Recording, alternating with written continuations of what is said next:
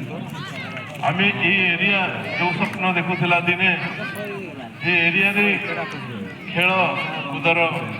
development केमती हो पार से पूर्वतन मुख्यमंत्री नवीन बाबू जेभली भाव में प्रत्येक पंचायत रे खेल पड़िया स्वप्न देखी प्रत्येक खेलाड़ी घोड़ा एरिया रे बड़ बड़ स्टेडियम करने चिंताधारा करते खेल को सारा भारत वर्ष खेल ओडिशा को मन रखापी से जो भाव में बड़ बड़ स्टेडियम मान करते